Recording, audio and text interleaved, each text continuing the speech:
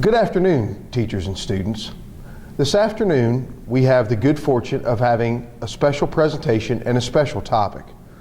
Rush County Prosecutor Mr. Cavadas is going to join us for a discussion. Before we have the discussion, I would just like to say a few things. First of all, this is a serious and a sensitive topic. We would ask that you maintain maturity and discipline as you listen to this conversation. Teachers, if you find that students are unable to maintain maturity or discipline, please feel free to send them to the office.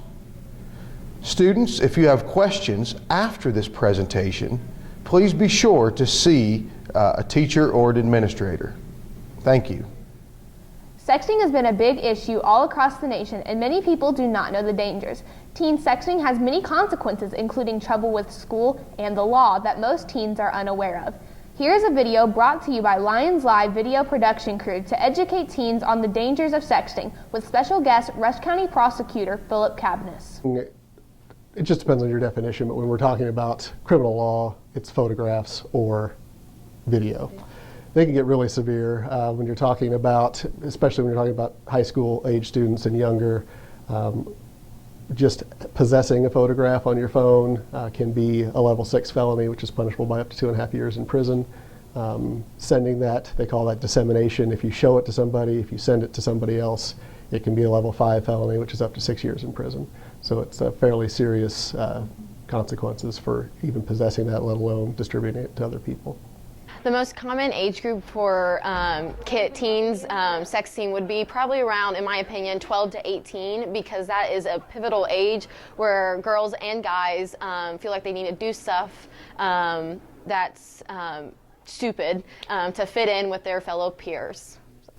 Well, it's getting younger and younger. It started out in the past, it was older kids, and now we're seeing it in junior high and 11, 12-year-olds, and when you're talking about people that age, it jacks up the penalties to higher levels that are more than 6 years that we're talking about, and those types of situations obviously we take more seriously than others. No, I don't think that I should be guilty for sending a picture. I think she should be guilty for sending it around. Well, not just as guilty, but you are in a situation where you could be charged with a crime. So it would be a slightly different crime, a little lower level, but than the other person that's sending it out to people.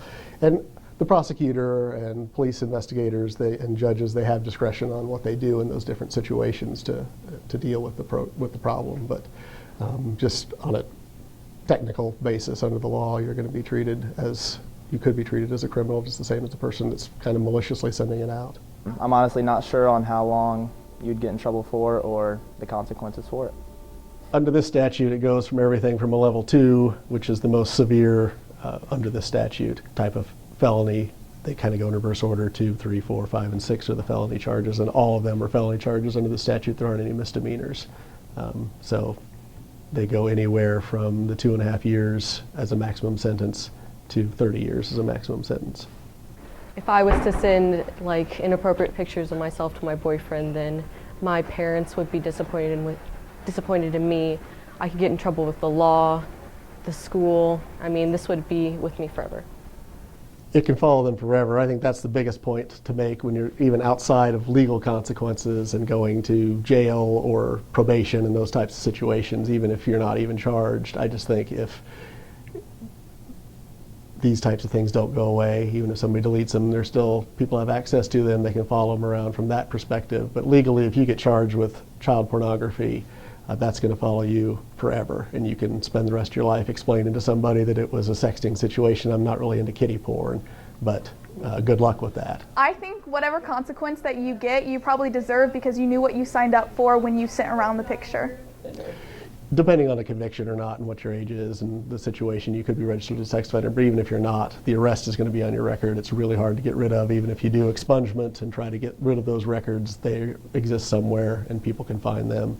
And employers, schools especially, will search those before taking you on as an employee or giving you a scholarship or letting you into their institution. So those types of things are oftentimes more serious than a juvenile charge or even a criminal charge, because it's just going to follow you as far as you go. The only other thing I would say is just in all these situations, when these photos come out and school officials or parents or whatever get involved and they complain about it, I'm going to look at those photos, judges are going to look at those photos, police are going to look at those photos, parents, school officials. If you don't want a bunch of middle-aged men looking at your naked photographs, don't take them, don't distribute them to anybody, because when it comes out, that's a humiliating consequence that has nothing to do with whether the case advances or not. All those types of people are going to be looking at those photos to make that determination, and that's a humiliation that I don't think anybody in school wants to have. As you have seen, sexting has major consequences that can affect your life forever. We hope that by seeing this video, it will encourage teens to not abuse their social media, cell phones, and other types of technology. This has been Reese Grocox on Lions Live. Have a great day, RCHS.